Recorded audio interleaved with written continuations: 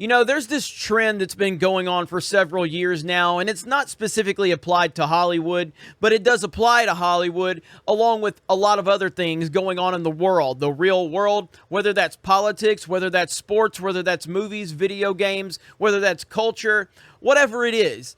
There's a group of people that are always dismissed and labeled as something when they are saying something that the powers that be don't want to be said. And then later on, it's revealed that that group of people was actually right. But maybe you dismissed them, maybe you deplatformed them, maybe you called them all of these names. But at the end of the day, they were right. We're seeing it across the board. But now let's talk about specifically with J.J. Abrams admitting that the Star Wars sequel trilogy needed a plan. Well, this is something we've already known. Everybody with a working brain that was paying attention, everybody that saw how things played out once The Last Jedi was complete, everyone looked at that and said, yeah, these guys didn't have a plan. They didn't have a plan at all. And this is kind of a train wreck. It's kind of a disaster.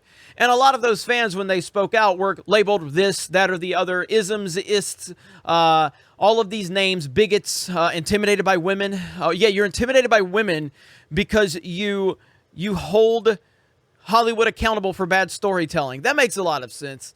Especially when we're talking about something like Star Wars. And now here we are with, once again, someone involved with the creative process admitting that the sequel trilogy had no plan. Well, we've known that for a long time. But thank you for showing up to the party, J.J. Abrams. So it says, Star Wars The Force Awakens and Star Wars The Rise of Skywalker director J.J. Abrams recently admitted that the Star Wars sequel trilogy needed a plan. Abrams was asked by Collider, do you feel like the trilogy would have benefited from planning out a very strict 3-movie story from the beginning, or do you enjoy the kind of creative freedom to take risks, take characters in different ways, and see how it goes? Abrams, with a rambling answer before he eventually responded with a rambling answer before he eventually admitted that Star Wars needed a plan.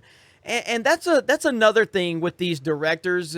Like, I talked about it with Zack Snyder. The man, you listen to the man talk and you feel dumber after you hear him talk because they just spew so much nonsense and it's so incoherent.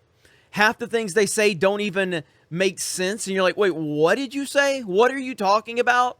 It's because they're so nervous that they just start saying everything and they have to preface everything and qualify this and qualify that because that's the world they live in. Because all of these people, they're just nut jobs following the orders of the powers that be in Hollywood.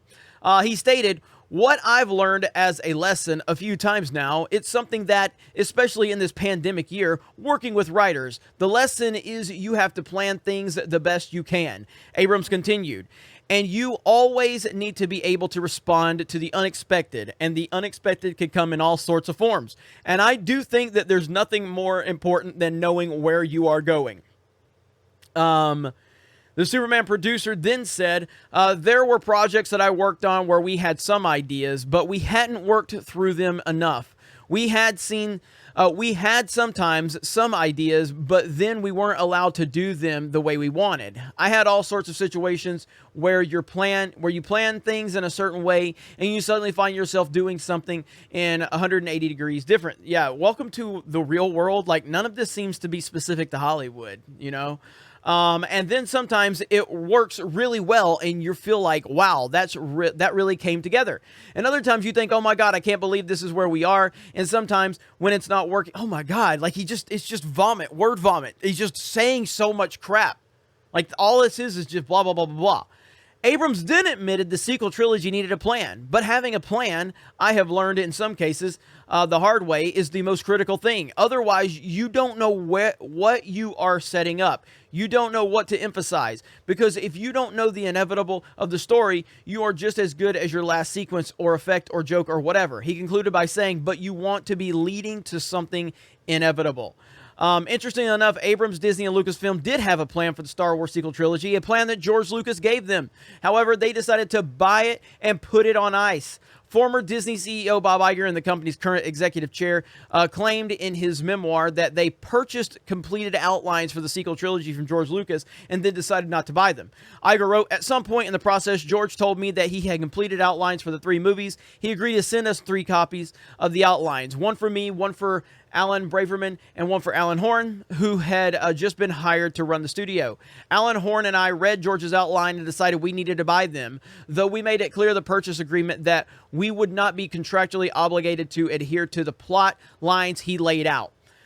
Later, Iger would detail, early on, Kathy brought JJ and Michael Arndt up to Northern California to meet George at his ranch and talk about their ideas for the film. He added, George immediately got upset as they began to describe the plot, and it dawned on him that we weren't using one of his stories he submitted during the negotiations. Iger then admitted the truth. The truth was Kathy, JJ, Alan, and I discussed the direction in which the saga should go, and we all agreed that it wasn't what George had outlined. Imagine that. Imagine being in a world where you have the ability to create the sequel trilogy for Star Wars coming off of Return of the Jedi after all of these years. You have Mark Hamill, Harrison Ford, and Carrie Fisher all returning. You have the fan base at an all-time high. You have enthusiasm at a place that we've never seen. And you make an active decision to not use George Lucas's story. What? But again, this is what they did. George knew we weren't contractually bound to anything, but he thought that our buying the story treatments was a tacit promise that we'd follow them. And he was disappointed that his story was being discarded. Whew. Blah, blah, blah, blah, blah. Then we get into all this J.J. Abrams stuff. Listen, like I've said many, many times, we knew there was no plan for the sequel trilogy. We knew that. We've said it for years. And what happened when people spoke out and said, there's no plan, they don't know what they're doing, these people are idiots? You had fans, you had members of the media, you had members of Lucasfilm label those people all of these horrible names simply because people stood up against Hollywood's bad storytelling, their virtue signaling, and their identity politics. And now here we are, years later, where you have yet another person at Lucasfilm directly involved with the creative process of the sequel trilogy admitting that, yeah, there was no plan. Well, we knew that. We've known that for a long time. But this is Disney, this is Lucasfilm, this is left-wing politics right here. Hollywood is trash. Hollywood is garbage. You can't trust Hollywood. You can't trust anything they say. They are terrible people. I've learned that the hard way. I should have known it, but whatever. We are where we are. And you just have to understand, Hollywood people, no matter what, you can never trust them. They're terrible. It is what it is. Other than that, I hope you guys have a great day. I hope you enjoy this video, and I hope you enjoy everything we have going on at Geeks and Gamers. A lot of moving parts. This channel, I haven't been posting to this channel as much as I need to be, and I apologize for that. There's just a lot going on. I've been posting to my personal channel a lot. Sports Wars is killing it. The website's doing great. Our locals community is doing great. Our Twitch channel is doing great. We're just rocking and rolling so much. And we have more channels we're creating, more shows we're creating, and we're just trying to keep up with everything going on. So thank you guys for the support. Check us out over on geeksandgamers.com, our website, where you can sign up to become a premium member for $10 a month, or you can sign up for free and just jump in the forums and have discussions over there. Also support us over on Locals. We appreciate all of your support. You guys have a great day. Thank you very much for checking out this video, and we will talk to you later.